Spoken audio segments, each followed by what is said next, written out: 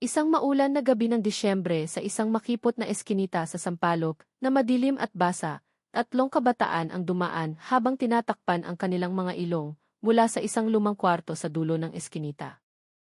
May masangsang na amoy na tila pinaghalong bulok na karne at isang bagay na mas masakit sa ilong. Mas masama. Ang dilaw na ilaw ay kumukurap, ang kurtina sa bintana ay marahang gumagalaw. At mula sa loob ng kwartong iyon, may narinig na mahinang kaskas, tila may hinihila sa sahig. Isa sa kanila ang bumulong ng may takot. "Huwag kang lumapit, pre. Kanina pa walang lumalabas sa kwartong iyan, pero ang ilaw, laging nakabukas." At nang sila ay humakbang papalapit, ang hangin mula sa siwang ng pinto ay nagdala ng mainit at nakakasulasok na amoy na nagpasikip sa dibdib at nagpatayo ng kanilang mga balahibo. Nang gabing iyon, isang madilim na sikreto ang naghihintay na mabunyag. Isang sikretong magpapabago sa buong eskinita upang maging isang bangungot. Magandang gabi sa inyong lahat. Maglaan tayo ng sandaling panahon upang manalangin at humingi ng gabay para sa ating katahimikan at pagpapala sa buhay. Ang Maynila tuwing tag-ulan ay laging may dalang lungkot na mahirap ipaliwanag. Ang ambon ay pumapatak mula pa kaninang hapon, dumidikit sa madulas na bangketa ng eskolta, sumasalamin sa mga ilaw ng tindahan na nagsisimula ng lumabo habang gumagabi. Ang kalyeng iyon ay karaniwang puno ng mga tao at kabataan. Ngunit ng gabing iyon, iilan na lamang ang nagmamadaling umuwi, nakayuko upang iwasan ang malamig na hangin na tumatagos hanggang buto. Doon, sa ilalim ng lumang kanopi ng isang tindahan ng second-hand books, isang lalaking matipuno, ngunit may mukhang pagod ang nakatayo, habang yakap ang isang maliit na plastic bag si Ramon Santos. 34 taong gulang. Isang kargador sa palengke ng Quiapo. Ang katawan niya ay amoy karne. Ang mga kamay ay puno ng kalyo, at ang kanyang mapungay na mata ay tila pasan ang bigat ng maraming taon. Madalang siyang magsalita, madalang tumingin sa ibang tao nang higit sa ilang segundo. Marami ang nagsasabing nakakatakot si Ramon, pero sa totoo lang, isa lang siyang lalaking matagal nang namumuhay sa pag-iisa. Nang gabing iyon, mas lumakas ang ulan.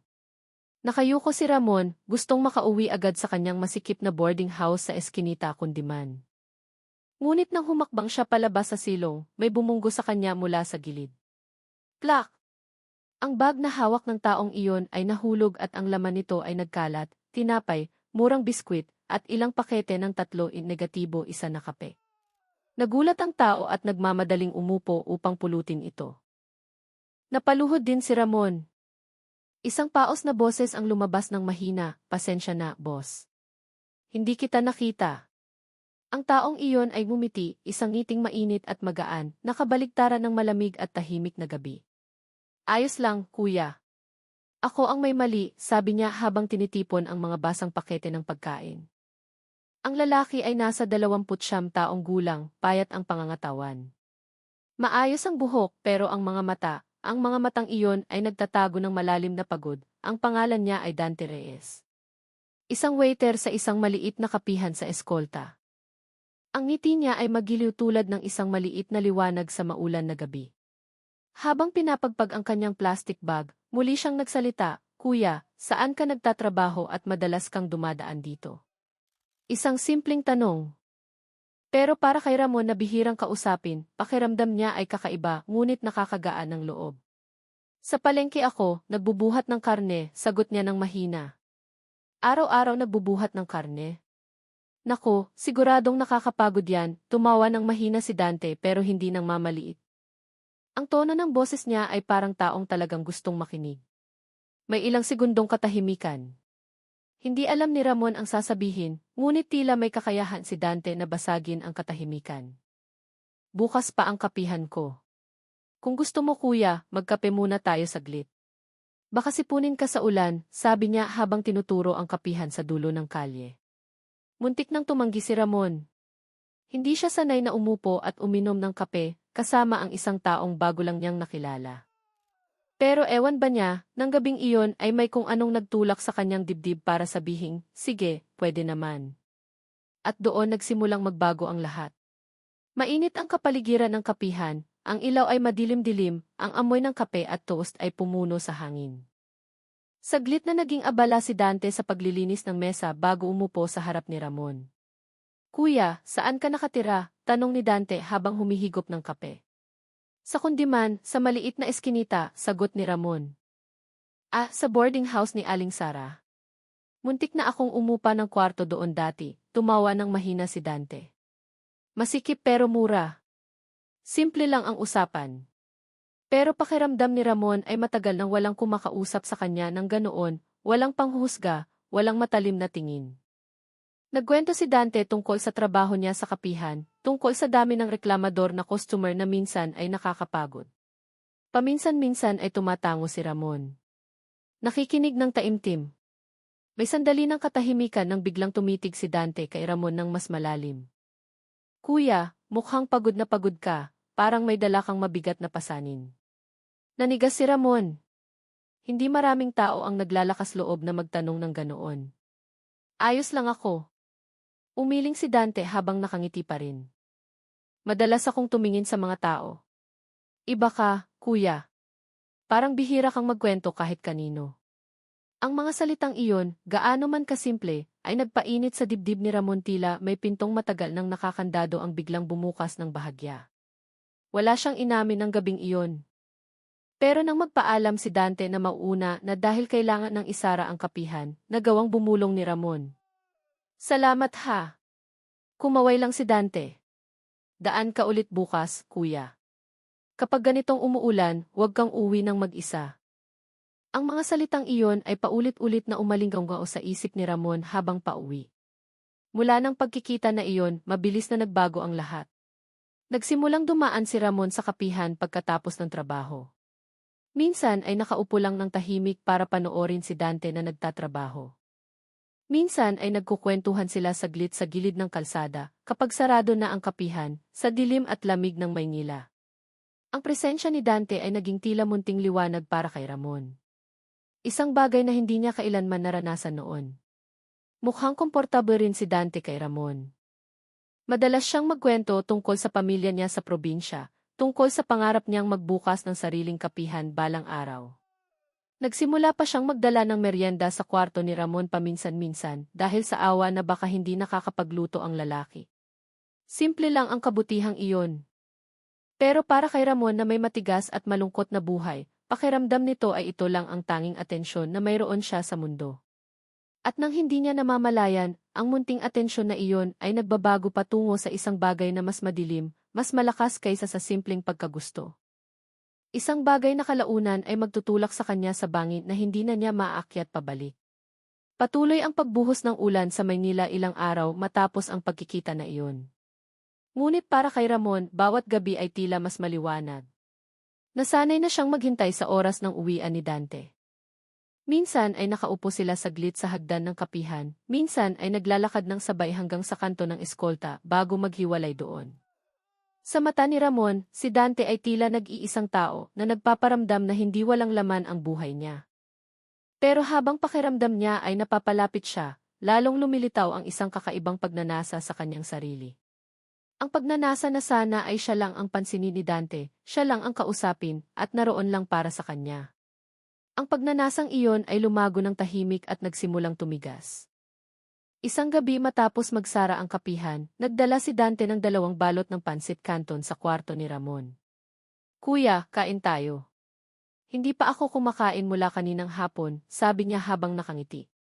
Binuksan ni Ramon ang pinto ng kanyang masikip na kwarto. Ang amoy ng amag at basang damit ay pumuno sa silid. Pero hindi nagreklamo si Dante. Agad pa itong nag-ayos ng upuan at tinulungan si Ramon na iligpit ang mga nagkalat na damit. Habang kumakain, nagkwento ng mahaba si Dante tungkol sa isang suki sa kapihan, isang binatang nagngangalang Reno na madalas makipagbiruan kay Dante. Kahapon sabi niya, ang kape na timpla mo ang pinakamasarap. Ha? Pinipindot ko lang naman ang makina, sabi ni Dante habang tumatawa. Ang tawang iyon ay ewan ba kung bakit tumusok kay Ramon tulad ng maliliit na karayom. Madalas ba kayong mag-usap? Tanong ni Ramon ng mahina. Pero ang tono ng boses niya ay mas matalim kaysa karaniwan. Minsan. Ganoon naman talaga kapag suki. Bakit? Yumuko si Ramon, tinutusok ang pagkain ng hindi talaga kumakain. Wala naman. Sagot niya ng maikli. Pero sa totoo lang, mainit ang pakiramdam ng kanyang dibdib. May paninikip na hindi niya maintindihan. Nang magpaalam si Dante para umuwi, matagal na nakatayo si Ramon sa harap ng pinto. Tinanaw niya ang likod ni Dante na papalayo hanggang sa mawala sa anino ng eskinita. May boses sa ulo niya na bumubulong, "Huwag mong hayaang sumama siya sa iba." Kinabukasan, maagang umuwi si Ramon galing palengke. Gusto niyang dumaan sa kapihan tulad ng dati. Pero nang dumating siya, nakita niya ang isang bagay na nagpatigas ng kanyang puso mula sa likod ng salamin ng kapihan. Tumatawa si Dante kasama si Reno, ang binatang ikinuwento nito noong nakaraang gabi. Tinapik ni Reno ang balikat ni Dante at tumawa ng malakas si Dante. Tila nakalimutan ang mundo sa labas. Tumayo nang naninigas si Ramon, nakakuyom ang mga kamay. May selos na napakakaiba, napakalakas tila alon na humahampas sa pader ng kanyang dibdib. Sa wakas ay nakita ni Dante si Ramon mula sa likod ng salamin at kumaway. Pero hindi gumanti si Ramon. Tumalikod siya at naglakad pa uwi nang hindi na lumingon. Mabilis ang kanyang hakbang, mabigat ang kanyang hininga. Nagsisinungaling siya. Sabi niya pagod siya. Pero nakakatawa pa siya ng ganoon. Kailangan niya ang ibang tao, hindi ako. Ang mga isiping iyon ay nagpatong-patong, tumalim at humiwa. Ilang araw ang lumipas, sinubukan ni Dante na bisitahin ulit ang kwarto ni Ramon. Baka sa mukha niya ang pag-aalala. "Kuya, bakit ilang araw ka nang hindi nagpapakita? Akala ko may sakit ka." Tumitig lang si Ramon sa kanya nang walang sagot. Umupo ng dahan-dahan si Dante sa gilid ng kama. "Kuya, galit ka ba?" Malambing ang boses na iyon. Pero para kay Ramon, ang lambing nito ay lalong nagpainit sa kanyang puso. "Bakit ka nakikipagtawanan sa taong iyon?" tanong ni Ramon. Biglang natahimik si Dante ng ilang segundo. "Kuya, customer lang yun. Trabaho ko na maging mabait. Alangan naman si mangutan ko lahat ng tao." Hindi sumagot si Ramon. Ang hininga niya ay paigting ng paigting. "Kuya, huwag mong masamain," pagpapatuloy ni Dante. "Itinuturing pa rin kitang kaibigan." "Kaibigan?" Ang salitang iyon ay humampas tila maso. "Kaibigan lang." Inilihis ni Ramon ang kanyang paningin. Tumigas ang kanyang panga. "Madalas kang magsinungaling," sabi niya ng mahina. "Ha? Ano bang sinasabi mo, kuya? Hindi ako nagsisinungaling. Kung gusto mong makipagkita sa iba, sabihin mo lang." Tumaas ang boses ni Ramon. Nagulat si Dante. "Kuya, wag naman ganyan. Mag-usap tayo ng mahinahon." Ngunit nawalan na ng kontrol si Ramon. "Bakit lagi kang umaalis sa akin?" Tumayo si Dante. Namutla ang mukha niya. "Kuya, kailangan ko lang ng espasyo. Pagod ako. May buhay din ako." Ang boarding house ay biglang naramdamang mas maliit, mas kulob. Tila ayaw gumalaw ng hangin. Ang salitang espasyo ay paulit-ulit na umalingganggaw sa isip ni Ramon. Ang espasyo ay nangangahulugang paglayo. Ang paglayo ay nangangahulugang pagkawala. Ang pagkawala ay nangangahulugang pagbabalik sa pag-iisa na matagal nang humahabol sa kanya. At para kay Ramon, ang pag-iisa ay ang pinakamalaking takot na hindi niya kailanman inamin kahit kanino. Nang gabing iyon, matapos umuwi si Dante na may tensyonadong mukha, nakaupo si Ramon ng mag-isa sa kama habang nakatitig sa kumukurap na ilaw ng kwarto. Ang hangin sa gabi ay may dalang tunog ng malakas na ulan. Sa kanyang isip, isang kaisipan ang lumagong mas matigas, mas matalim. Kung aalis siya, mawawala rin ang buhay ko. Isang kaisipang kalaunan ay magdadala sa kanya sa pinakamadilim na desisyon sa kanyang buhay. Mula ng gabing iyon ng pagtatalo, nagbago ang atmosfera sa Eskinita Kundiman. Ang ulan na karaniwang nagdadala ng lamig ay tila lalong nagpapabigat, parang pinipilit ang hangin na pumasok sa mga siwang ng kwarto ni Ramon na ginagawang mas kulob ang lahat. Bihirang lumabas si Ramon. Ang trabaho niya sa palengke ng Quiapo ay nagsimulang mapabayaan. Nagtanong ang mga kaibigan niya kung bakit siya laging huli. Pero umiiling lang siya ng mahina, ayaw magsalita. Hindi maipaliwanag ang kaguluhan sa kanyang isip. Hindi siya galit kay Dante. Galit siya sa kanyang sarili. Sa takot na tila uod na gumagapang sa ilalim ng balat. Sa pagdepende na ginagawa siyang parang taong nawawala sa direksyon. Ngunit sa tuwing sinusubukan niyang pakalmahin ang sarili, lumilitaw muli ang imahe ni Dante na tumatawa kasama ang iba. At ang boses ni Dante ng gabing iyon, may buhay din ako, ay walang tigil na umaalingaw-ngaw. Samantala, hindi rin mapalagay si Dante. Nagkwento siya sa kaibigan niyang si Francis tungkol sa pagkailang at pressure na nararamdaman niya. Gusto ko lang maintindihan ni Kuya. Mabait siya pero minsan nakakatakot, sabi ni Dante habang hinihimas ang mukha. Tinitigan siya ng seryoso ni Francis. Kung hindi ka komportable, kailangan mong lumipat ng boarding house. Huwag mo nang hintayin na may mangyari pa. Tumango si Dante. Sa totoo lang ay naisip na niya iyon, pero naroon pa rin ang awa, ang bulag na responsibilidad. Mag-isa si Ramon, walang sinuman si Ramon. At least yun ang laging iniisip ni Dante. Ngunit nagbago ang desisyong iyon ng ikatlong gabi na hindi sumipot si Ramon sa kapihan. Karaniwan, kahit huli, laging dumarating si Ramon. Pero ng gabing iyon, walang anino ng katawan niya sa likod ng salamin. Walang mabibigat na hakbang na karaniwang naririnig sa harap ng pinto. Nang malapit nang magsara ang kapihan, nabalisa si Dante. Naghintay siya sandali sa labas, nakatitig sa ulan na bumubuhos ng malakas. Sa huli ay nagdesisyon siya. Kailangan niyang puntahan si Ramon ng gabing iyon din anuman ang kalagayan nito. Pagdating sa boarding house, mas tahimik ang eskinita kundi man kaysa karaniwan. Ang mga malamlam na ilaw ay sumasalamin sa mga naipong tubig ulan. Ilang pinto ng kwarto ang nakasarado ng mahigpit. Ang hangin sa gabi ay nagdadala ng tunog ng yero na kumakalansing ng mahina. Kumatok si Dante sa pinto ng kwarto ni Ramon. Mahina muna tapos medyo malakas. Kuya, si Dante to. Walang sagot. Sinubukan niya ulit. Kuya, buksan mo. Gusto kong makipag-usap ng maayos. Wala pa ring boses. Pero mula sa loob ay nakarinig siya ng isang bagay, tunog ng mga hakbang na napakahina.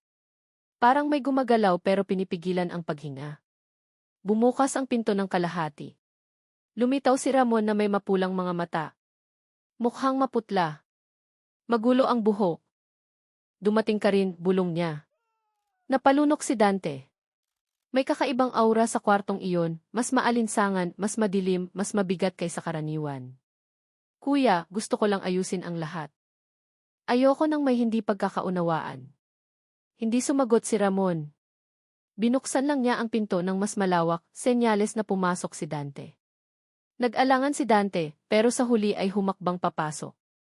Pagkasara ng pinto, napagtanto niyang may kakaiba. Mas magulo ang kwarto kaysa dati. Nakatambak ang mga pinggan, nagkalat ang mga damit, at may kakaibang amoy, maasim at masangsang tila basurang hindi itinapon ng ilang araw. Kuya, bakit ang kwarto mo? Tumahimik ka muna, putol agad ni Ramon. Ang tono na iyon ay nagpatigil kay Dante. Umupo si Ramon sa gilid ng kama, tinatakpan ang mukha gamit ang kamay. Humina ang boses niya ngunit puno ng diin. Natatakot lang ako na umalis ka. Bumuntong hininga si Dante. Kuya, hindi ako aalis. Gusto ko lang. Nagsisinungaling ka. Tinitigan siya ni Ramon ng mga matang hindi kumukurap. Gusto mong lumipat? Gusto mo akong iwan? Umatras si Dante ng kalahating hakbang. Kuya, huwag mong masamain. Kailangan ko lang ng espasyo. Pwede pa rin naman tayong maging magkaibigan. Kaibigan. Lagi mong sinasabing kaibigan. Hindi mo alam ang pakiramdam maging ako. Biglang tumayo si Ramon, natumba ang upuan sa sahig. Nabasag ang boses niya. Pumupunta ka lang dito kapag naaawa ka. Kapag tumatawa ka kasama ang iba, hindi mo na ako nakikita. Pinigil ni Dante ang hininga. Napagtanto niyang ang sitwasyon ay mas malala kaysa sa inaakala niya. Kuya, please mag-usap tayo ng maayos. Kung ganito ka palagi, kailangan ko na talagang lumipat. Ang salitang lumipat ay humampas kay Ramon tila masong bakal. Nagdilim ang kanyang mga mata. Tila may bagay na matagal na niyang pinipigilan ang tuluyan ng nabasag. Umatras si Dante, humakbang pasulong si Ramon. Hindi ka pwedeng umalis, bulong niya. Ikaw lang ang nag-iisang tao sa buhay ko. Ang ulan sa labas ay biglang lumakas ang tunog tila tinatakpan ang lahat ng iba pang ingay.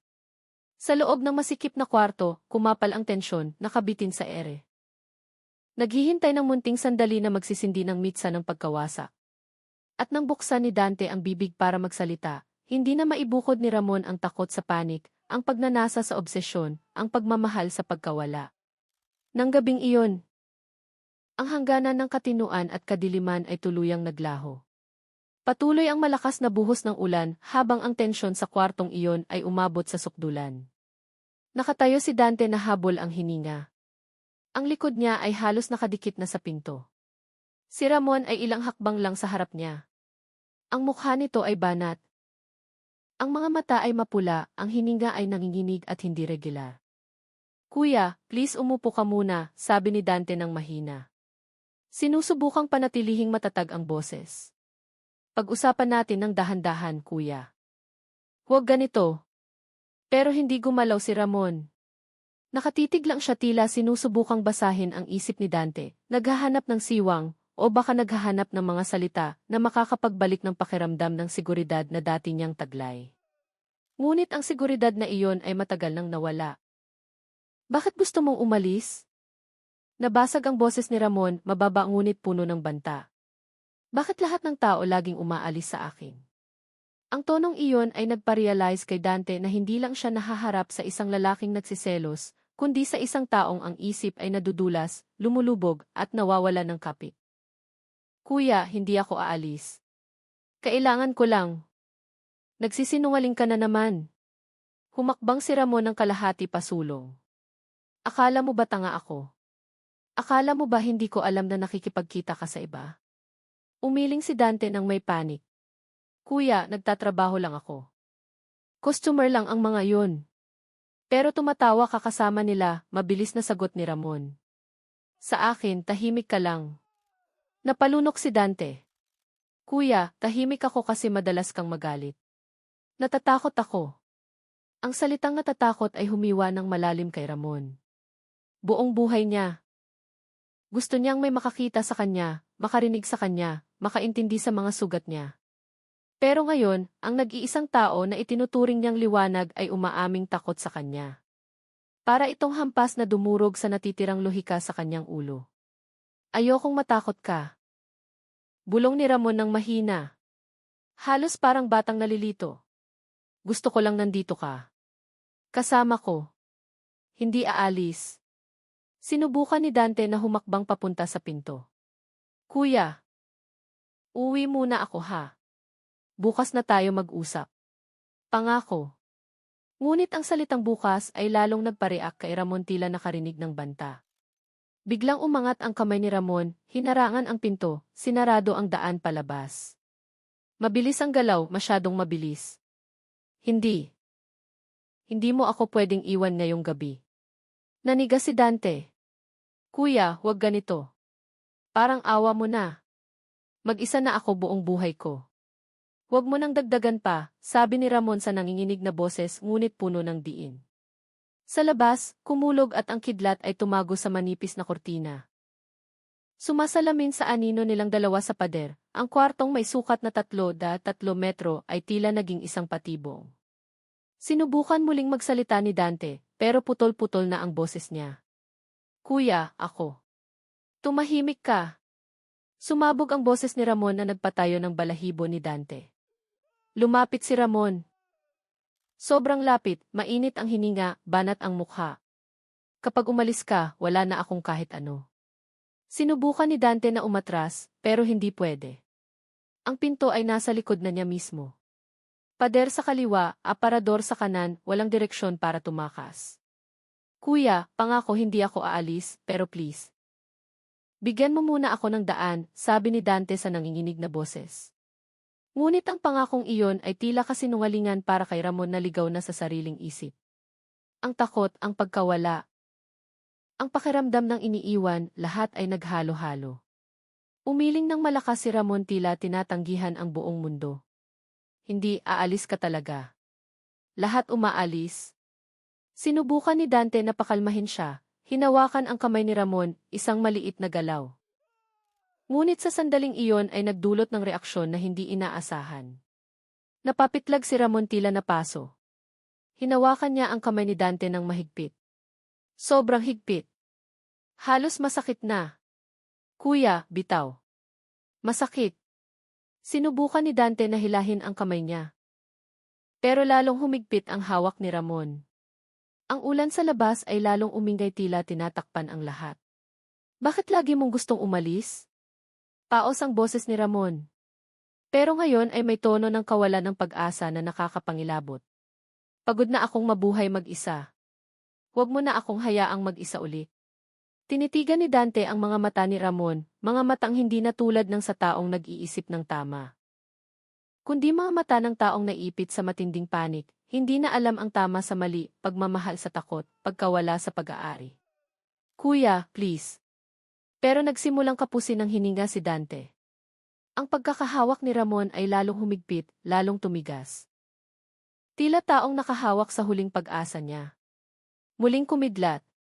Ang anino nilang dalawa sa pader ay nagpatong, gumagalaw ng magulo, tulad ng dalawang nilalang na nakulong sa isang nakamamatay na laro. At sa magulong sandaling iyon, ang takot ni Dante at ang panik ni Ramon ay nagbanggaan. Lumilikha ng isang dulo na hindi na maibabalik pa. Sa masikip na kwartong iyon, ang tunog ng ulan ang naging tanging saksi ng ang huling hibla ng katinuan ni Ramon ay tuluyang gumuho. Humina ang ulan na kanina pang nagwawala sa labas ng kwarto. Pero sa loob ng maliit na boarding house, ang bagyo ay kakaputok pa lamang. Ang lahat ay nangyari ng napakabilis, napakagulo, hanggang sa ang oras ay tila nawalan ng hugis. Bumagsak si Dante sa sahig. Ang katawan niya ay nanghihina. Ang hininga ay hinahabol. Nakatayo si Ramon na parang estatwa ilang hakbang lang mula doon. Ang parehong kamay niya ay nanginginig ng hindi mapigilan. Nanlalaki ang mga mata ng lalaki. Ang mukha niya ay maputla, tila taong bagong gising mula sa bangungot. Ngunit hindi pa handang makita ang realidad. Sa kwartong 3 metro na iyon, ang katahimikan ay biglang naramdamang nakamamatay. Di Dante, ang boses ni Ramon ay basag, halos hindi marinig. Gising. Why gising? Lumapit siya ng dahan-dahan. Tila isang taong lumalapit sa isang bagay na nakakatakot, ngunit hindi maiiwasan. Hindi gumagalaw ang katawan ni Dante. Hinawakan ni Ramon ang braso ni Dante, malamig. Masyadong malamig para sa isang maalinsangang gabi.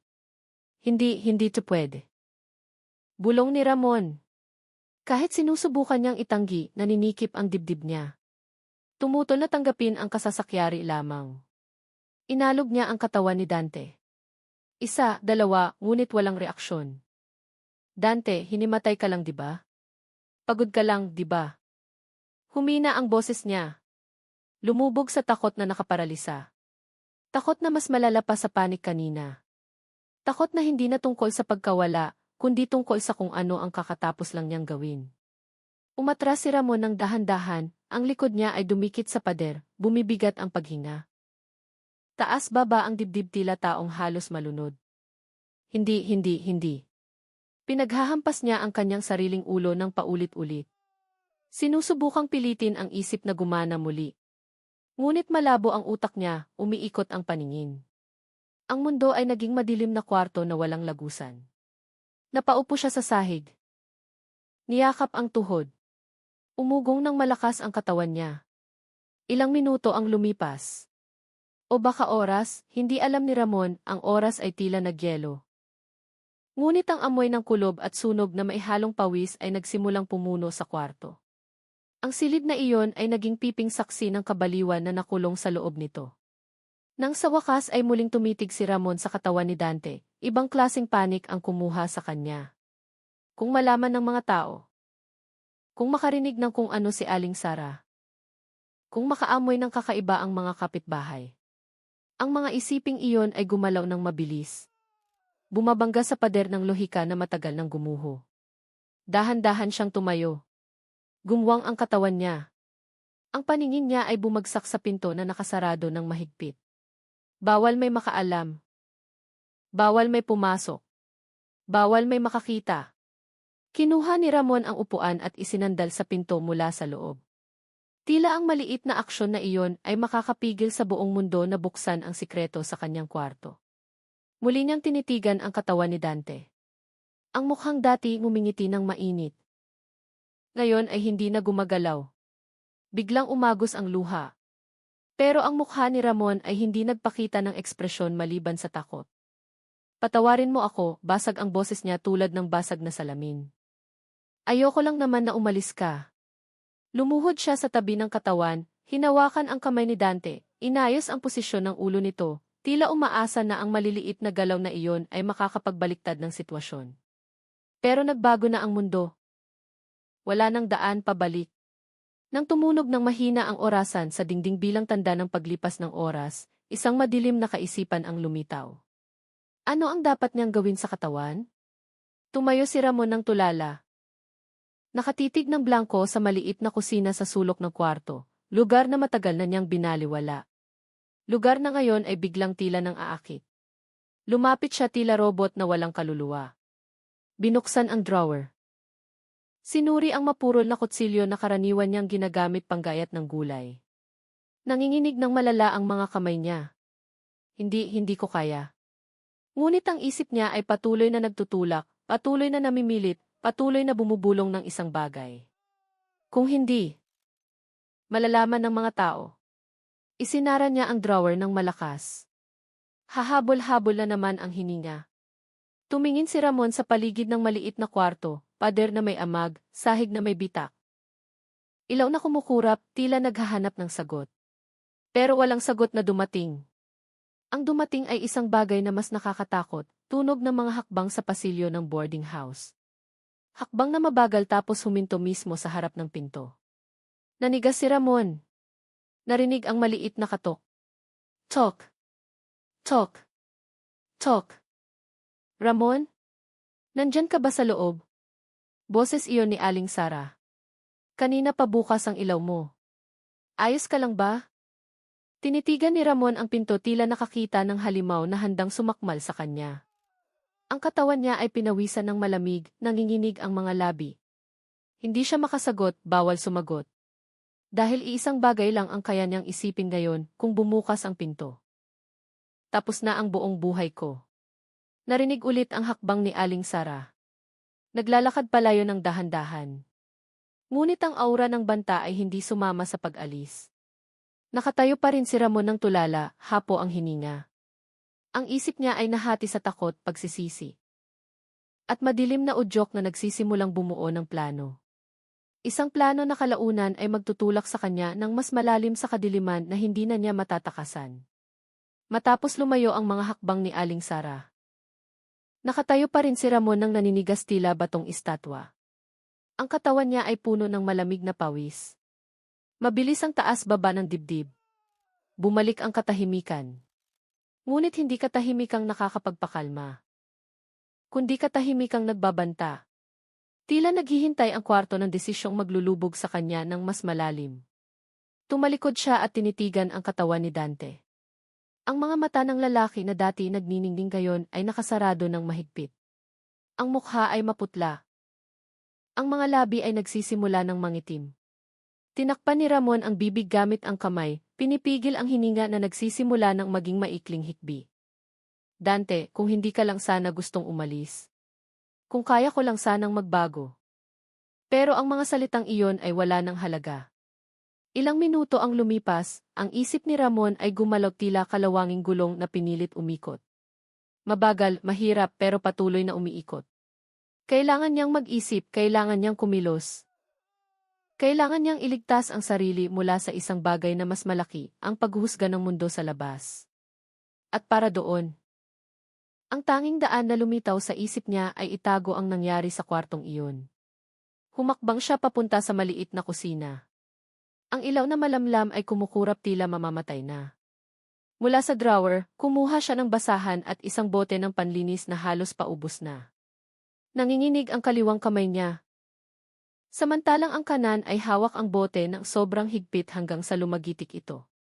Muli niyang tiningnan ang katawan ni Dante. Ang distansya sa pagitan ng intensyon at aksyon ay biglang naramdamang napakalayo. Ngunit humakbang si Ramon ng dahan-dahan. Tila isang taong isinuko na ang sarili sa madilim na agos na hindi na niya kayang labanan. Hinala niya ang katawan ni Dante papunta sa gitna ng kwarto, Inayos ang pwesto para hindi makita sa labas kung may sisilip sa bentilasyon. Ang galaw ay mabigat, magaspang. Hindi perpekto. Hapo ang hininga niya, masakit ang likod, ngunit ang adrenaline ang gumawa sa lahat na maging posible. Ngunit nang kalagkarin niya ang katawan papunta sa sulok ng kusina, nang hina ang tuhod ni Ramon. Muntik na siyang mapaupo. Ang maliit na espasyo ay biglang naramdamang mas masikip. Mas madilim, mas mainit. Bakit? Bakit kailangang umabot sa ganito? Ang boses niya ay basag, puno ng kalungkutan at kawalan ng pag-asa. Ilang sandali pa, nakatayo na siya sa harap ng maliit na kalan. May malaking kaldero na karaniwan niyang ginagamit panglaga. Nang gabing iyon, ang kalderong iyon ay mukhang bagay mula sa ibang mundo. Nagbabanta at nagbubukas ng daan na hindi naman dapat nag-exist. Hinawakan niya ang takip ng kaldero, pero napaurong ang kaliwang kamay niya. Ang imahe ng kung ano ang dapat niyang gawin ay lumitaw ng malinaw sa isip niya. Masyadong malinaw para lunukin. Masyadong nakakapanindig balahibo para baliwalain. Napaupo ulit si Ramon. Tinakpan ang tainga, sinubukang pigilan ang mga boses sa ulo niya. Kung malaman ng tao. Tapos ako. Makukulong ako. Mag-iisa na naman ako. Ang takot ay bumalot sa katawan niya tila makapal na usok. At kapag ang tao ay nasa pinakamababang punto, ang takot ay madalas pumalit sa lohika na matagal nang nawasak. Dahan-dahang tumayo si Ramon. Huminga siya ng malalim at nagsimulang kumilos. Habang lumalalim ang gabi, may maliliit na tunog na lumalabas mula sa kwarto ni Ramon, tunog ng tubig na umaagos, tunog ng bakal na nag-uumpugan. Tunog ng mabibigat na hakbang, at minsan ay tunog ng taong nagpipigil ng iyak sa makipot na pasilyo ng boarding house. Ilang ibang boarders ang nakarinig. Binuksan ni Mang Rin ng bahagya ang pinto ng kwarto niya, sumilip pero walang nakita. Madilim ang eskinita. Tanging ang kumukurap na dilaw na ilaw ang nagbibigay liwanag. Kakaiba, nakabukas pa rin ang ilaw sa kwartong iyan, bulong niya bago pumasok ulit. Samantala, sa maliit na kusina sa loob ng kwarto ni Ramon, ang hangin ay naging mainit. Sobrang init hanggang sa namuo ang hamog sa bintana. Patuloy na kumilos si Ramon tila sirang makina. Nanginginig ang katawan niya, ngunit ang isip ay nakatuon sa iisang bagay. Bawal may makatukla sa nangyari ngayong gabi. Ngunit nang tumalikod siya para kumuha ng gamit, nakita niya ang maliit na mansa sa sahig, mansa na hindi niya napansin kanina. Madilim ang kulay nito. Halos itim sa ilalim ng malamlam na ilaw. Bumilis agad ang tibok ng puso niya. Hindi, bawal may bakas. Kumuha siya ng basahan, nagspray ng panlinis. At kinuskos ang sahig ng mabilis at puno ng panik. Pero habang lalo siyang naglilinis, lalo niyang napagtatanto, ang bakas ay wala lang sa sahig. Nasa ilalim ito ng mga kuko niya. Nasa damit na suot niya, nasa mapurol na kutsilyo sa sulok ng kusina, nasa hangin. Sa amoy ng kulob at init na dumidikit sa balat niya. Walang panlinis ang sapat para burahin ang lahat. Nang ang kamay ng orasan ay halos tumuntong sa madaling araw, napaupo si Ramon sa sahig, pagod ang katawan, tumutulo ang pawis. Hinawakan niya ang kanyang ulo. Gusot ang buhok. Mapula ang mga mata. Hindi pa siya tapos. Alam niya iyon. At kahit subukan niyang itago ng maigi ang nangyari ng gabing iyon, nabigo siyang mapagtanto ang isang bagay. Habang lalo niyang tinatakpan, lalong dumarami ang bakas na iniiwan niya.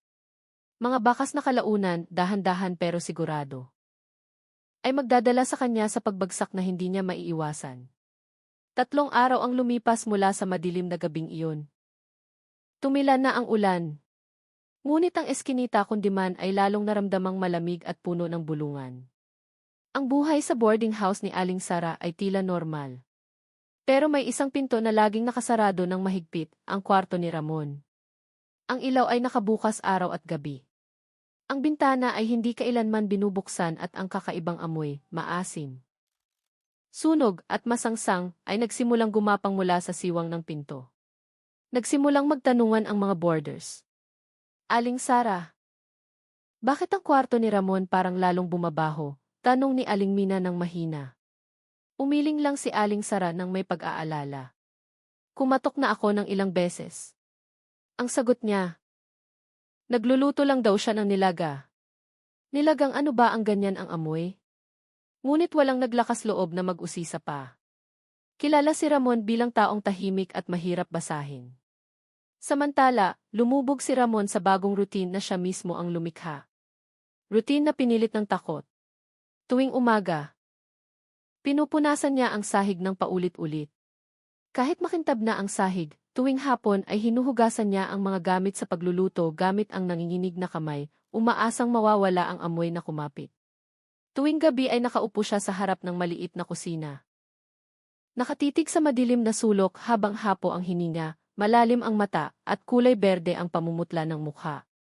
Ang kamay at damit niya ay madalas basa, ewan kung tubig, pawis, o kung ano paman. Sa loob ng ulo niya, umaalingaw ang mga boses. Kung may bakas na matira, tapos ako. Kung may maghinala, tapos ang lahat. Kung may makakita sa akin. Ang isiping iyon ay nagpasikip sa dibdib niya. Tinakpan niya ang tainga, diniinan ng maigi hanggang sa mamuti ang mga kasukasuan ng daliri niya. Ngunit ang boses ay nanatili, patuloy na bumubulong. Patuloy na nananakit. Sa ikatlong gabi, bandang 10:00. Nagsimulang tumahimik ang eskinita kundiman. Ang mga ilaw sa pasilyo ay madilim at kulay lumang dilaw. Lumilikha ng mahabang anino sa pader.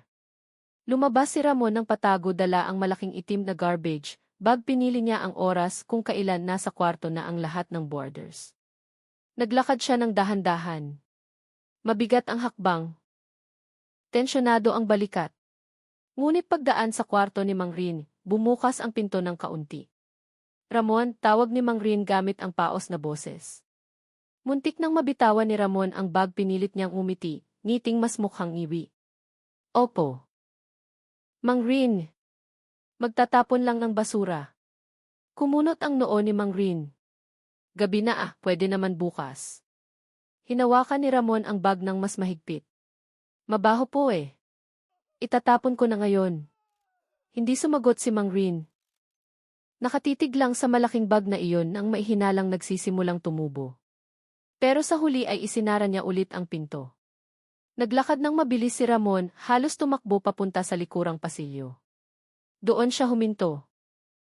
Lumingon sa kanan at kaliwa para siguraduhing walang sumusunod. Pagkatapos ay lumabas siya ng eskinita at nawala sa dilim ng gabi ng Maynila. Kinabukasan ng umaga, naramdaman ni Aling Sara na may hindi tama. Kumatok siya ulit sa pinto ng kwarto ni Ramon. Ramon, hindi ka pa nagbabayad ng renta. Pwede ba tayong mag-usap saglit? Katahimikan. Ramon, may sakit ka ba? Wala pa ring sagot. Sinubukan niyang pihitin ang seradura, pero nakakandado ito ng mahigpit mula sa loob.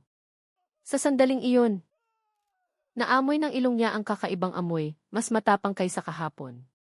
Amoy sunog, amoy maasim, amoy tila may itinatago ng sobrang tagal. Umatras siya ng may ekspresyon ng kilabot, ang puso ay tumitibok ng mabilis. Nang tanghaling iyon sa kapihan kung saan nagtatrabaho si Dante. Ang katrabaho niyang si Rico ay nagsimulang mabalisa. Sir, wala pa rin si Dante. Walang pasabi. Pinakamaayos yun sa schedule. Tinawagan ng manager ng cave ang numero ni Dante ng paulit-ulit. Pero laging patay. Kinagat ni Rico ang kanyang labi. Pangatlong araw na ngayon. Nagdesisyon siyang kontakin si Francis, ang pinakamalapit na kaibigan ni Dante. Sa loob ng 5 minuto, dumating si Francis nang nagmamadali. Tensyonado ang mukha. Sigurado ka bang wala siyang sinabi? Tanong ni Rico. Umailing si Francis. Ang huli niyang sabi, makikipagkita siya kay Ramon. Pagkatapos nun, nawala na. Agad na balisa ang manager ng cave. Kailangan niyong mag-report sa pulis. Hindi na ito normal. At iyon ang ginawa nila. Ang report ng nawawalang tao ay isinumite sa istasyon ng pulis sa Sampaloc. Si Inspector Benitez na nakaduty ang tumanggap ng report. Itinala niya ang lahat ng detalye. Ngunit may isang bagay na nagpalingon sa kanya ng matalim. Huli siyang nakitang papunta sa boarding house sa eskinita. Tumango ng mabilis si Francis. Opo, sir. Sa kwarto ni Ramon Santos. Dahan-dahang isinara ni Benitez ang notebook niya. Ramon Santos, bulong niya. Tila ang pangalang iyon ay may pinalitaw sa kanyang alaala. Walang abog siyang tumayo. Pupunta tayo doon ngayon din. Nang hapong iyon. Muling makulimlim ang langit ng Maynila sa Eskinita Kundiman. Nakaupo si Aling Sara ng balisa sa upuang plastik. Hawak ang dibdib dahil ang kakaibang amoy mula sa kwarto ni Ramon ay lalong nakakasulaso. At nang pumasok ang dalawang pulis sa Eskinita, kusa siyang tumayo. Mrs., ito ba ang kwarto 12? Tanong ni Inspector Benitez. Mabilis na tumango si Aling Sara. Opo, sir. May hindi normal itong mga nakaraang araw. Hindi na naghintay ng paliwanag si Benitez. Lumapit siya sa pinto ng kwarto ni Ramon. Kumatok ng malakas. Ramon Santos. Pulis to, buksan mo ang pinto ngayon din. Katahimikan. Walang boses, walang hakbang. Walang sagot. Ngunit mula sa siwang ng pinto ay lumabas ang singaw ng kakaibang amoy na mas matapang kaysa kanina. Nagkatinginan si Benitez at ang kasama niya. Agad nagseryoso ang mga mukha nila. At sa loob-loob ni Benitez, alam niyang anuman ang nasa likod ng pintong iyon ay walang dalang magandang balita. Nakatayo si Inspector Benitez sa harap ng kwarto 12 na naninigas ang mukha. Ang kakaibang amoy na sumisingaw sa siwang ng pinto ay hindi na malabo, ito ang amoy na nagpapatayo ng balahibo at nagpapakirot ng sikmura. Ang kasama niya, si Adrian, ay nagtaas ng kilay, nagbibigay ng senyales na walang salita, may malaking bagay sa loob. Niyakap ni Aling Sara ang sariling braso. Maputla ang mukha. Sir, kanina pa ako kumakatok simula kahapon. Hindi siya lumalabas. Ang ilaw laging bukas. Ang baho. Lalong lumalala. Tinapik ni Benitez ang balikat ni Aling Sara. Mrs. Atras muna kayo. Kami na ang bahala. Kumatok siya sa pinto ng mas malakas. Ang tunog ay umalingaw sa makipot na pasilyo. Ramon Santos. Pulis. Iniutos naming buksan mo ang pinto ngayon din. Katahimikan. Lumapit si Adrian, idinikit ang tainga sa pinto. Walang hakbang. Bulong niya. Walang gumagalaw kahit ano. Bumuntong hininga ng mahina si Benitez, hiningang nagpapakitang nakapagdesisyon na siya. Wasakin na natin. Tumango si Adrian. Umatras sila ng kalahating hakbang. 1, 2, 3. Brak! Ang pinto ay bumagsak paloob. Umugoy ng malakas hanggang sa humampas sa pader. Pagkabukas ng pinto. Ang alon ng mainit na hangin na maihalong masangsang na amoy ay sumalubong palabas. Spontan na tinakpan ni Adrian ang ilong. Samantalang si Benitez ay sumenyas kay Aling Sara na lumayo pa. Madilim ang kwarto maliban sa ilaw ng maliit na kusina na kumukurap-kurap. Ang masikip na silid ay magulo, nagkalat ang mga damit. Ang sahig ay basa ng kung ano na mahirap tukuyin. Isang malaking kaldero ang nakahilig sa ibabaw ng kalan. Ang hangin ay kulob. Tila hindi umikot ang hangin sa loob ng ilang araw. Binuksan ni Adrian ang flashlight. Diyos ko! Anong ginawa niya dito? Hindi sumagot si Benitez. Ang mga mata niya ay nagmamasid sa kwarto, mabilis at tiyak. Tila nagbubuo ng puzzle mula sa maliliit na piraso. May basang-basahan sa sahig. Boteng panlinis na halos ubos na. At ilang malabong bakas na mukhang nilinis ng paulit-ulit. Nagpanik siya. Bulong ni Benitez. Sobrang panik. Dahan-dahang umikot si Adrian. Gumalaw papunta sa maliit na kusina. Tinamaan ng flashlight ang malabong mansa na hindi naabot linisin. Sir, hindi ito amoy panis na pagkain. Iba to. Pumasok si Benitez ng mas malalim. Nakatuon sa maliit na mesang kahoy malapit sa bintana. Doon ay may isang lumang notebook na nakabukas sa gitnang pahina. Ang sulat kamay ni Ramon ay mukhang magulo. Masyadong madiin ang mga letra. Putol-putol ang tinta. Bawal may kumuha sa kanya. Wala. Isinara ni Benitez ang notebook na sumasama ang ekspresyon. Hindi ito kwarto ng normal na tao. Ito ay kwarto ng isang taong sumabog na ang pag-iisip. Biglang tumawag si Adrian gamit ang mababang boses ngunit puno ng tensyon. Sir, may nakita ako. Agad lumapit si Benitez. Tinuro ni Adrian ang kabinet ng kusina sa ilalim ng lababo, nakasarado. Pero ang pinto nito ay tila hindi pantay. Tila bagong sara ng nagmamadali. Sumenya si Benitez. Binuksan ito ni Adrian ng dahan-dahan. Ang masangsang na amoy ay lalong tumapang. Tumusok sa ilong tila kemikal na usok na may halong nabubulok na kahalumigmigan. Tinakpan ni Adrian ang ilong at inilihis ang mukha. Malinaw na hindi ito normal na amoy. Sinuri ni Benitez ang laman ng kabinet ng mas maingat. May maliliit na plastik, ilang punit na tela, at iba pang bagay na nagpapalinaw sa isang bagay, may itinago dito.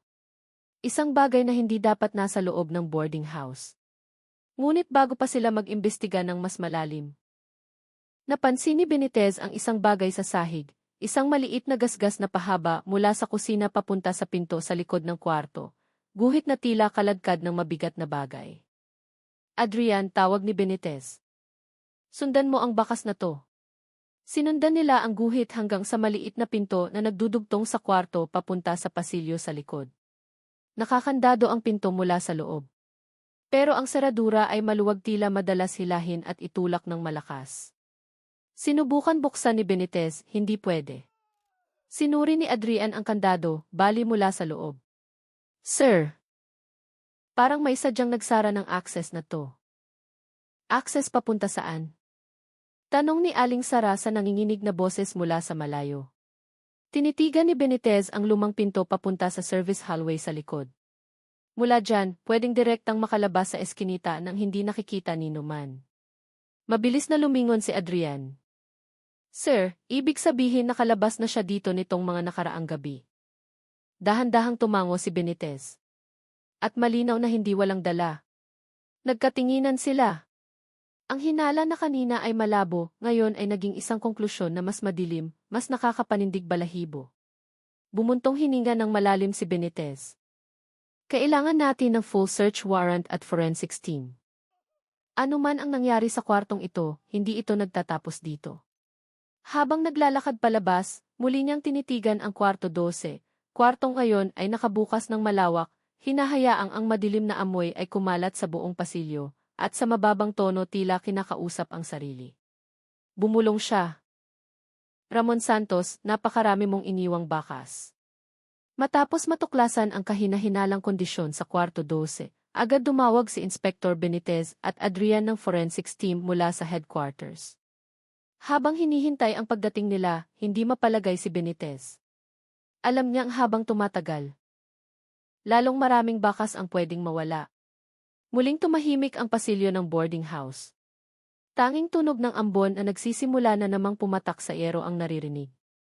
Nakaupo si Aling Sara sa upuang plastik na nanginginig ang mga kamay, patuloy na nakatingin sa direksyon ng kwarto 12. Si Ramon. Tahimik na tao yun. Pero hindi ko pa nakita ang kwarto na naging ganoon. Nanginginig ang boses niya. Tumango si Benitez nang hindi lumilingon. Mrs. Alam niyo ba kung anong oras siya huling lumabas? Nag-isip ng malalim si Aling Sara. 2 gabi na ang nakararaan. Hindi ako sigurado sa oras, pero parang lagpas hating gabi na. Narinig ko ang mga hakbang sa pasilyo. Sobrang dahan-dahan.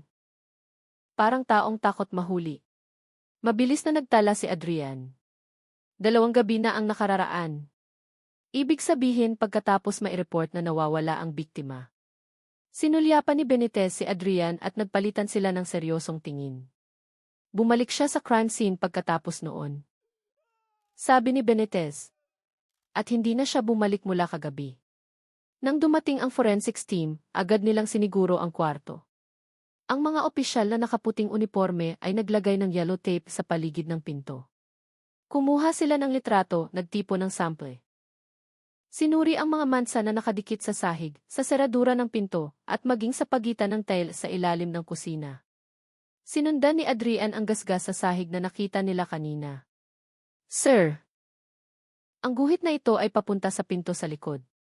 Malinaw na may mabigat na bagay na kinaladkad papunta doon. Sinuri ulit ni Benitez ang pinto. Ang kandado ay bali mula sa loob. Pinilit niyang isara para walang makaalam na lumabas siya. Sa tulong ng mga opisyal, nabuksan din sa wakas ang maliit na pinto.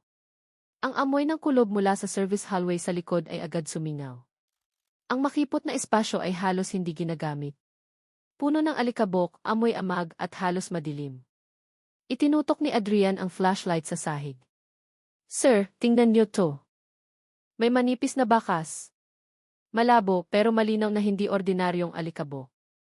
Guhit na pahaba tila may bagay na ikinaskas sa kahabaan ng pasilyo. Lumuhod si Benitez, hinawakan ang alikabok gamit ang guwantes. Hindi ito natural na nangyari, bulong niya. Ito ay bakas ng bagay na hinila palabas. Sinundan nila ang bakas hanggang sa maliit na pader na nagsisilbing labasan papunta sa eskinita. Nang buksan ang maliit na pinto, ang hangin ng basang gabi ay pumasok dala ang amoy ng lupa at amoy ng tubig ilog sa hindi kalayuan. Tumingin si Benitez sa kanan sa direksyon ng isang estero. Ang dati niyang instinct ay agad gumana. Adrian, sabi niya ng mahina. Sa ilog tayo ngayon. Ang makipot na eskinita kundiman ay humahantong sa maliit na daan papunta sa lumang tulay. Ang tubig ulan ay manipis na umaagos sa mga bitak na bato. Itinutok ni Adrian ang flashlight sa basang lupa, naghahanap ng kung ano. Sir, mahirap kapag kakatapos lang ng ulan. Tingnan mo pa rin, sagot ni Benitez ng matigas. Binaybay nila ang daan papunta sa gilid ng ilog. Ang tubig ng estero ng gabing iyon ay malabo. Mabilis ang agos. Sa gitna ng matataas na damo sa gilid ng ilog, biglang huminto si Adrian. Sir, dito.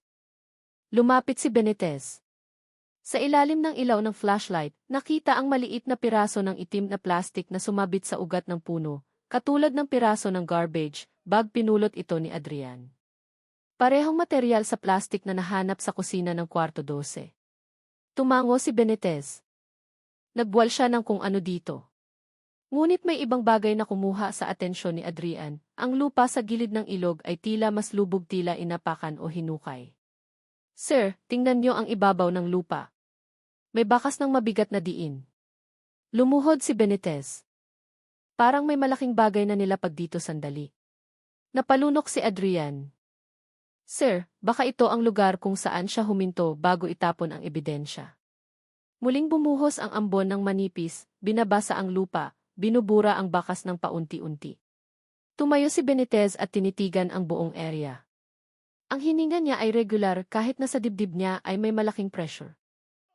Adrian, sabi niya. Mababa ang boses. Maghanap ka ng saksi sa paligid. Tanod, basurero, mga tambay. Kahit sino. Opo, sir. Nang gabi ring iyon, pumunta sila sa Quiapo, ang susunod na destinasyon sa kutob ni Benitez. Ang lugar na iyon ay malapit sa rutang posibleng dinaanan ni Ramon. Sarado na ang palengke, pero may mga tindero pang nagliligpit. Isang matandang babae, si Lola Rosa. Ang tumitig sa kanila nang sila ay magtanong. May nakita akong lalaki na may dalang malaking bag na dumaan dito 2 gabi na ang nakaraan, sabi niya habang nakakunot ang noo. Maputla ang mukha, mabilis maglakad parang taong gustong magtago. Kumunot ang kilay ni Benitez. May tinapon ba siya? Tumango ng mahina si Lola Rosa. Narinig ko ang tunog na blag mula sa malaking basurahan. Noong lumingon ako, wala na siya. Lumapit si Adrian. Lola, nakita niyo ba ng malinaw ang mukha? Tumango ulit si Lola Rosa. Malinaw. Si Ramon yun, ang boarder ni Aling Sara. Huminga ng malalim si Benitez. Ang mga piraso ng puzzle ay lalong luminaw. Hindi lang nagtago ng kung ano si Ramon sa kwarto. Nagtapon siya, naglipat, at nagkalat ng bakas sa iba't ibang lugar, ilog, palengke, likurang pasilyo. Lahat ay kilos ng panik, kilos ng taong gustong burahin ang hindi mabubura. At nang tumitig si Benitez sa madilim na ilog sa kalayuan, alam niyang nasa labas pa si Ramon Santos, at ang susunod na bakas ay magdadala sa kanila ng mas malapit sa madilim na katotohanan ng gabing iyon. Lalong lumakas ang ulan nang bumalik si Inspektor Benitez at Adrian sa eskinita, kundi man ng gabing iyon dala ang salaysay ng saksi at natagpuan sa gilid ng ilog. Ang malaking larawan ng nangyari ay lalong luminaw. Ngunit isang tanong ang nananatiling nakabitin sa ere, tulad ng madilim na anino na ayaw umalis, nasaan na si Ramon Santos ngayon? Nalagyan na ng police line ang boarding house ni Aling Sara. Ang mga boarders ay piniling lumikas sa bahay ng kapitbahay. Takot sa kakaibang amoy na mula kaninang umaga ay hindi pa rin nawawala kahit bukas na ang pinto ng kwarto 12. Nakatayo si Benitez sa pasilyo, pinagmamasdan ang kwartong iyon na ngayoy mukhang madilim na bibig na lumulunok ng lahat ng liwanag. Wala tayong masyadong oras, sabi niya. Kung totoo na nagtapon siya ng ebidensya sa ilang lokasyon, siguradong may itinatago pa siya. Tinitigan ni Adrian ang lumang notebook na nahanap nila. Sa tingin ko sir, hindi siya tumakas. Nasa malapit pa siya. Lumingon ng mabilis si Benitez. Bakit? Binuksan ni Adrian ang huling pahina ng notebook. Ang sulat ni Ramon ay magulo, halos hindi mabasa. Nandito pa siya, kasama ko pa rin. Hindi ako lalayo. Tumingin si Adrian kay Benitez. Ang taong nagpanik, baka tumakas. Pero ang taong obsessed. Mananatili sila. Isinara ni Benitez ang notebook ng dahan-dahan. Kung ganoon, hindi siya lumayo. Nagsimulang suyurin ng mga pulis ang palibot ng eskinita. 2 team ang gumalaw papunta sa ilog. Isang team ang nagsuyod sa palengke ng Quiapo. Pinili ni Benitez at Adrian na i-check ang maliit na daan sa likod ng boarding house, madilim at bihirang daanan ng tao. Puno ng talahib at tambak ng mga kalakal. Lumingon si Adrian, Sir, kung naghahanap siya ng taguan, bagay ang lugar na to. Tumango si Benitez. Tumagos ang ilaw ng flashlight sa kadiliman, tinatamaan ang masikip na pader, malalaking drum ng basura, at bakas ng putik na basa pa dahil sa ulan. Pagkatapos ay biglang huminto si Adrian. Sir, tingnan niyo to, sa lupa may bakas ng sapatos na bumubuo ng malinaw na pattern. Bago ang bakas. Ang lalim ng lupa ay nagpapakitang may dumaan hindi higit sa 2 oras ang nakalipas. Sinuri ni Benitez ng malapitan. Ang sukat ay pareho ng sapatos na natagpuan sa kwarto ni Ramon. Sinundan nila ang bakas na iyon. Habang lalo silang pumapasok sa madilim na eskinita, lalong lumalamig ang hangin, lalong bumibigat, tila may naghihintay sa dulo. Hinawakan ni Adrian ang flashlight ng mas mahigpit. Sir, masama ang kutob ko. Hindi sumagot si Benitez. Ilang metro ang lumipas, huminto ang bakas sa harap ng isang maliit na bakanting bodega ng mga residente. Ang pintong kahoy ay bulok na. Malala na ang pagtuklap ng pintura. May mga tanda na ang pinto ay puwersahang tinulak mula sa labas. Sumenya si Benitez. Lumapit si Adrian. Idinikit ang tainga sa pinto. Tahimik. Walang hakbang, walang tunog ng paghinga. Pero mayroon, isang amoy na kahawig ng amoy sa kwarto 12. Kahit mas mahina, umatras si Adrian ng kaunti. Sir, nasa loob siya. Huminga ng malalim si Benitez. Papasok tayo. 1, 2, 3. Brak! Bumagsak ang pinto. Itinutok ni Adrian ang flashlight sa loob ng madilim na kwarto. Sa kanang sulok, may nakaupo, payat ang katawan, gusot ang damit na puno ng mansa, magulo ang buhok. Ang parehong kamay ay nakayakap sa ulo. Nanginginig ang taong iyon hindi dahil sa lamig, kundi tila nagpipigil ng pagkabasag ng kung ano sa loob niya. Nagsalita si Benitez ng matigas, ngunit dahan-dahan. Ramon Santos. Hindi gumalaw ang tao. Ramon, ulit ni Benitez. Nandito kami para dalhin ka. Hindi ka na pwedeng magtago. Dahan-dahan. Inangat ng lalaki ang kanyang mukha. Si Ramon. Mapula ang kanyang mga mata. Ang itim sa ilalim ng mata ay lalong lumalim. May kung anong walang laman doon, blanko at suko na. Ngunit tila rin taong matagal nang sumuko sa mundo. Bakit kayo dumating? Ang boses niya ay paos at basag. Dahil nag-iwan ka ng bakas, sagot ni Benitez ng mahina. Dahil may naghahanap kay Dante. At ang katotohanan ay hinahanap ka rin. Tumawa ng mahina si Ramon. Tawang wasak, basag, mas mukhang iyak. Ayoko lang naman na umalis siya. Alam ko, sabi ni Benitez. Pero anuman ang nangyari, kailangan mong panagutan. Yumuko si Ramon. Nasa kwarto pa siya. Doon, hindi siya aalis sa akin. Napalunok si Adrian. Kinilabutan. Sir, nawala na siya sa realidad. Lumapit si Benitez ng dahan-dahan. Ayaw niyang magulat ang lalaki.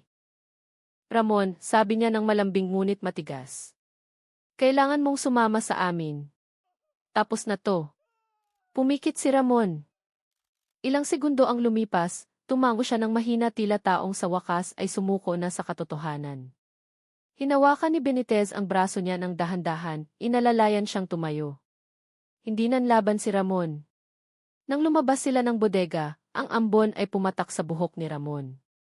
Tinitigan niya ang langit ng may blangkong mukha. Kung hindi ako natakot mawalan, bulong niya. Hindi sana nangyari ang lahat ng to. Huminto sandali si Benitez, bago nagsabi, ang pinakamalaking takot ng tao minsan ay hindi ang mawala ng iba, kundi ang mawala ang sarili. Hindi sumagot si Ramon. Pumikit lang siya habang dinadala papunta sa sasakyan ng pulis. At ang eskinita kundiman, na sa loob ng ilang linggo ay nagtago ng madilim na amoy at nakakatakot na sikreto, sa wakas ay huminga ng mahabang katahimikan. Tila ang katotohanan na matagal nang napigilan ay kakatapos lang pakawalan sa hangin ng gabi sa Maynila.